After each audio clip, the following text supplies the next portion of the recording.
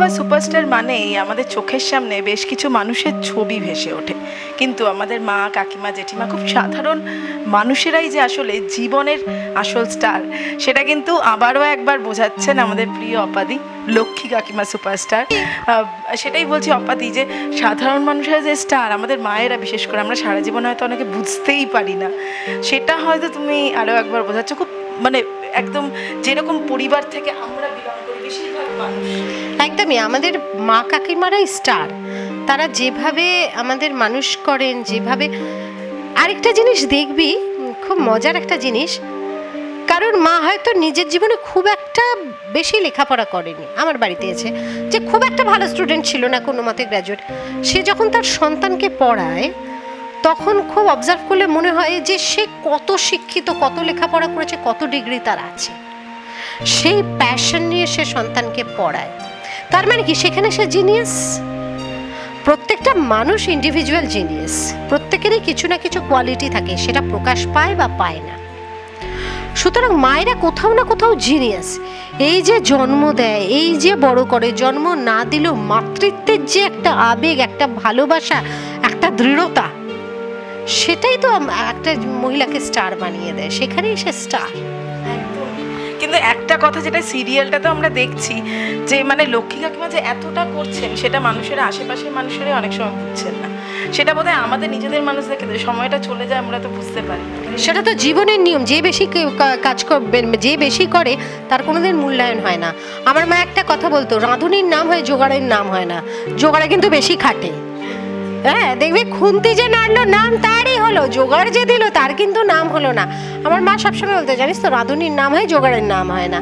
সুতরাং মায়েরা সারা জীবন করেই যান, কিন্তু তাদের সঠিক মূল্যায়ন কটা সন্তান করতে পারে, একদমই তাই। কটা কাছের মানুষ যে মানুষটা করছে তাকে সেই আবেগ দিয়ে বোঝার চেষ্টা করে। আর অনেকে থাকেন বোঝাতেও পারেন না, অনেকে থাকেন বোঝাতে চানও না। আমি যে কিছু করছি কারোর জন্য সেটা বোঝাতে চানও না, অনেকেই আছেন। এটা আমি তোমাকে তোমার ক্ষেত্রে বলছি, তুমি জেঠিমার কথা হয়তো বললে, তোমার ক্ষেত্রে আমি বলছি, তুমি মানে ইন্ডাস্ট্রির জন্য বলো, ব্যক্তিগত জীবনে, কিন্তু সত্যি মানুষ হিসেবে সেই জায়গাটা কি পেয়েছো? মানে যতটা তোমার পাওয়া দাওয়া অনেক আমাদের জন্য যা করো। দেখ বাবু, একটা কথা হচ্ছে যে আমি মনে করি সব থেকে বড় কর্তব্য হচ্ছে দায়িত্ব, মানে আমাকে যে চার পা ছেড়ে দু পায়ে দাঁড়ানোর অধিকার দিয়েছে, সেটাই হচ্ছে মানুষের পাশে দাঁড়ানোর জন্য, মানুষকে বোঝার জন্য। আমার কিছু মানে আমি যদি মানে হয়তো মূল্য দিয়ে, পয়সা করে দিয়ে নাও করতে পারলাম, কিন্তু মানুষের বিপদে, মানুষের কষ্টে যদি তার পাশে দাঁড়াতে পারলাম, এবং সব থেকে বড় হচ্ছে লিসনার হওয়া। আমি যদি তার কথা শোনার, আমি এটা এখন সবাইকে বলি যে ভালো শ্রোতা হও। শ্রোতা হওয়ার খুব দরকার। একটা মানুষ যদি তার নিজের সমস্যার কথা তোমাকে বলতে পারে পুরোটা, তাহলে সে অর্ধেক নিজের সমস্যা নিজেই ঠিক করে ফেললো। তোমাকে যখন বললো তখন তার নিজের সমস্যাটা 50% সে নিজেই ঠিক করে ফেললো। সুতরাং ভালো শ্রোতা হও। মানুষের জন্য করবে না।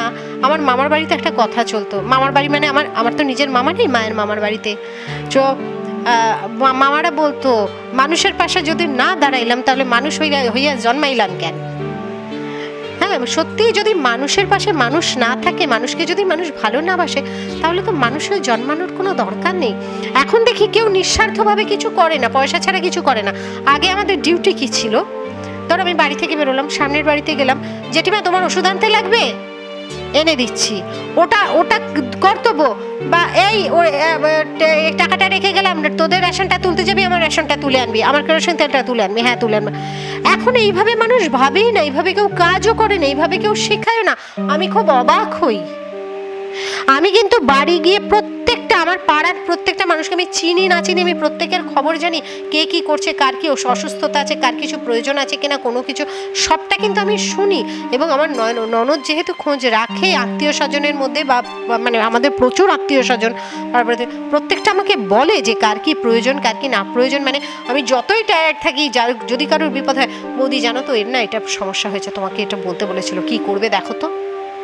ও ঝাড়ও খায় বাড়ির লোকের কাছে, অনেকে এটা তোর বলার সময় এখনই বৌদিকে বললি হ্যাঁ, কিন্তু আমাকে বলে, আমি সেটা করার চেষ্টা করি। এইটুকু যদি মানুষের দায়িত্ববোধ না থাকবে, তাহলে মানুষের জন্মালাম কেন? মানে পাশে দাঁড়ানো বা থাকাটা তো দু তরফ থেকে হওয়া উচিত। তোমার দিক থেকে ধরো তুমি করে যাচ্ছ, মাঝে মাঝে এটা খারাপ লাগে না যে আমি কাকে পাচ্ছি বা আমার কথা শোনার মানুষ কারা আছে? তোমার উপর নেই ভুবনের ভার, যদি বলি ভুবনের ভার সবার উপরেই থাকে, এটা তো রবীন্দ্রনাথ হয়তো হিয়ালি করে বা অভিমান থেকে বলেছিলেন।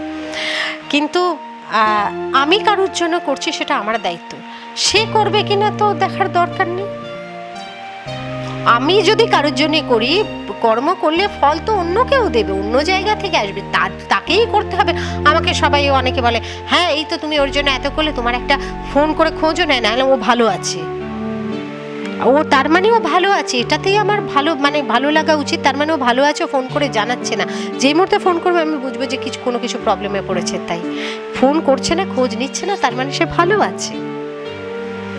আমি সত্যি অপাদির সঙ্গে কথা বলতে বলতে বুঝি যে ভালো আর খারাপের পার্থক্যটা কি সহজে করা যায়। এত ভালো হয়ে সত্যি আজকের যুগে মানে লাভ ক্ষতি, তুমি বলবে যে লাভ ক্ষতি দেখে লাভ নেই, কিন্তু সত্যি লাভ আছে অপাদি। মানে দেখ, ভালোর তো ওইভাবে ডেফিনেশন হয় না। আমি যদি বলি আমি খুব ভালো, তার মানে তুই কি খারাপ, ও কি খারাপ, সেটা নয়।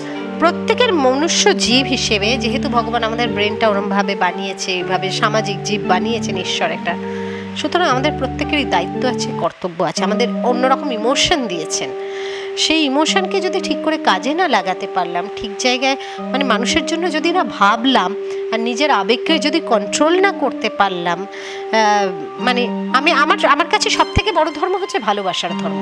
তার উপরে কোনো ধর্ম নেই আমার কাছে।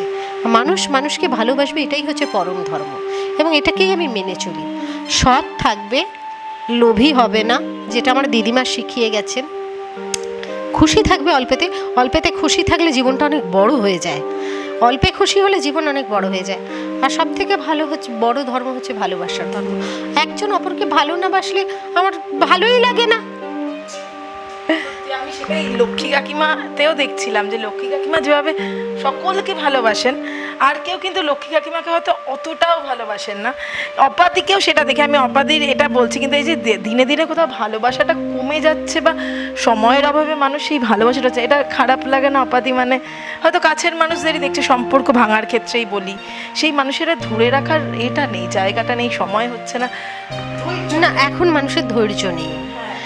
আগে আমাদের শেখানো কি হতো, আমার দিদিমা বলেছেন, জানো তো, বিয়ে কোনো সুখ নয়, বিয়ে হচ্ছে দায়িত্ব।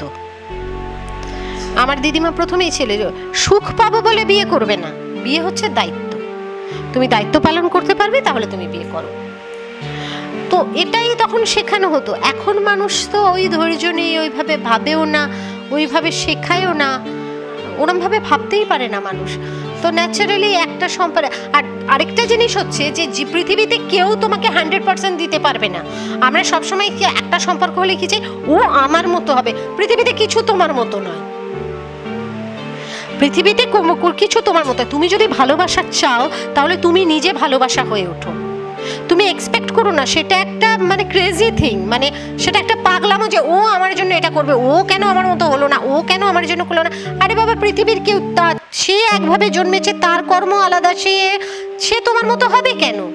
আর তোমার যদি প্রয়োজন হয় তুমি তার মতো হও, তুমি নিজে একটা ভালোবাসা হয়ে ওঠো, লোকে তোমায় ভালোবাসতে বাধ্য হবে।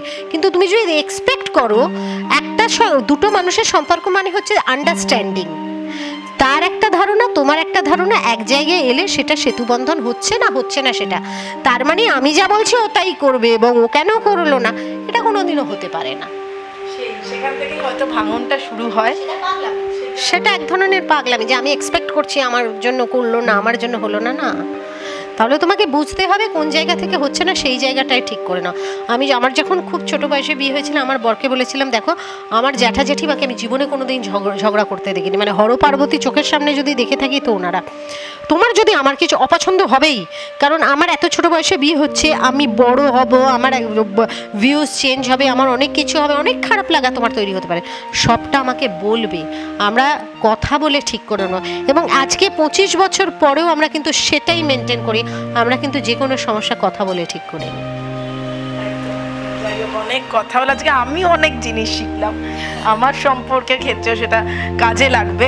তবে অপাদি একটা কথা সত্যি, সবাই বলে আমার এটা চাই, আমার ওটা চাই, আমার এখন তোমার সঙ্গে কথা বলে যখনই বলি মনে হয় যে আমাদের আরো অনেক বেশি অপাদি চাই, আরো অনেকগুলো অপাদি চাই, হবে না হয়তো। তো যাই হোক, থ্যাংক ইউ সো মাচ অপাদি। এরমভাবে যেন আমরা ভাবতে শিখি, এটুকুই চাই, তোমার মতো যেন ভাবতে শিখি, ভালোবাসতে শিখি। শেষ করবো, শেষে দর্শকদেরকে, লক্ষ্মী কাকিমা থেকে অনেকটা বেরিয়ে গেছিলাম, কিন্তু এগুলো হয়তো লক্ষ্মী কাকিমারও কথা।